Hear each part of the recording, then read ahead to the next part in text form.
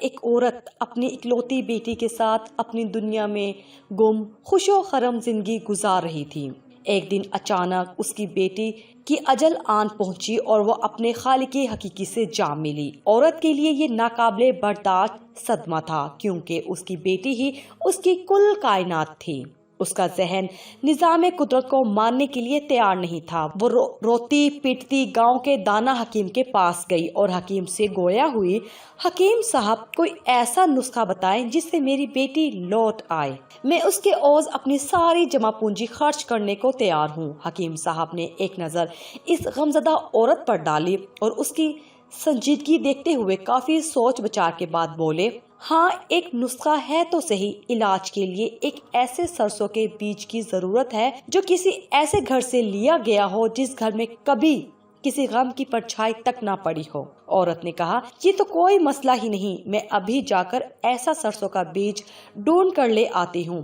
عورت کے خیال میں اس کا گاؤں ہی تو وہ جگہ تھی جس میں لوگوں کے گھروں میں غم کا گزر نہیں ہوتا تھا۔ بس اسی خیال کو دل میں سجائے اس نے گاؤں کے پہلے گھر کا دروازہ کھٹکھٹایا۔ اندر سے ایک جوان عورت نکلی۔ اس عورت نے اس سے پوچھا، کیا اس سے پہلے تیرے گھر نے کبھی کوئی غم دیکھا؟ جوان عورت کے چہرے پر ایک تلخی سی نمودار ہوئی اور اس نے درد بھری مسکراہٹ چہرے پر لاتے ہوئے کہا، میرا گھر ہی تو ہے جہاں زمانے بھر کی غموں نے ڈیرا ڈالا ہوا ہے۔ خاتون کا کہنا تھا، سال بھر پہلے میرے خاوند کا انتقال ہو چکا ہے۔ میرے 4 بیٹے اور 4 بیٹیاں ہیں۔ خاوند کے انتقال کے بعد گزر اوقات بہت مشکل سے ہو رہی ہے اور آج کل گھر کا ساز و سامان بیچ کر مشکلوں سے گزارا کر رہے ہیں، بلکہ اب تو بیچنے کے لیے بھی ہمارے پاس کچھ زیادہ سامان نہیں بچا۔ جوان عورت کی داستان اتنی دکھ بھری اور غمگین تھی کہ وہ عورت اس کے پاس بیٹھ کر اس کی غم گساری اور اس کے دل کا بوجھ ہلکا کرتی رہی،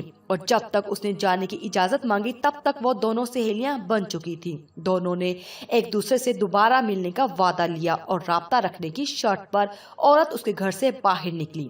مغرب سے پہلے یہ عورت ایک اور خاتون کے گھر میں داخل ہوئی جہاں ایک اور صدمہ اس کے لیے یہاں منتظر تھا۔ اس خاتون کا خاوند ایک خطرناک مرض میں مبتلا تھا۔ گھر پر صاحب فراش تھا۔ گھر میں بچوں کے لیے کھانے پینے کا سامان نہ صرف یہ کہ موجود ہی نہیں تھا بلکہ یہ بچے اس وقت بھوکے بھی تھے۔ عورت بھاگ کر بازار گئی اور جیب میں جتنے پیسے تھے ان پیسوں سے کچھ دالیں، آٹا اور گھی وغیرہ خرید کر لائی۔ خاتون خانہ کے ساتھ مل کر جلدی جلدی کھانا پکوایا اور اپنے ہاتھوں سے ان بچوں کو شفقت سے کھلایا۔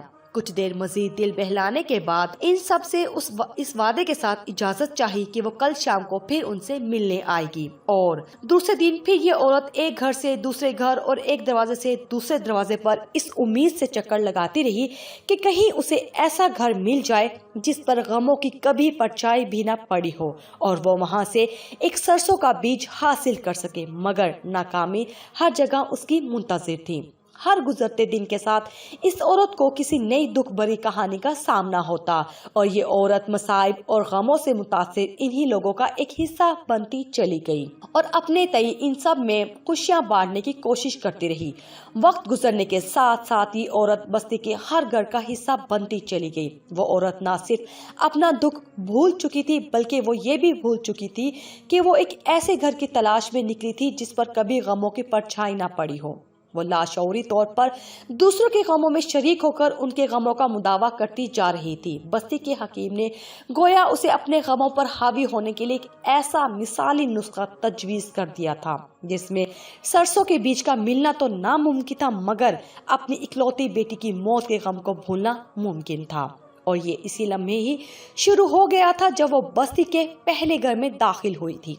جی ہاں، یہ قصہ کوئی معاشرتی اصلاح کا نسخہ نہیں ہے بلکہ یہ تو ایک کھلی دعوت ہے ہر اس شخص کے لیے جو اپنی انا کے خول میں بند دوسروں کے غموں اور خوشیوں سے سروکار رکھے بغیر اپنی دنیاؤں میں گم اور مگن رہنا چاہتا ہے۔ حالانکہ دوسروں کے ساتھ میل جول رکھنے اور ان کے غموں اور خوشیوں میں شرکت کرنے سے خوشیاں بڑھتی ہی ہیں اور کم نہیں ہوا کرتی۔ یہ کہانی بتاتی ہے کہ آپ کا یہ معاشرتی رویہ آپ کو پہلے سے زیادہ خوش اخلاق انسان بنا دے گا۔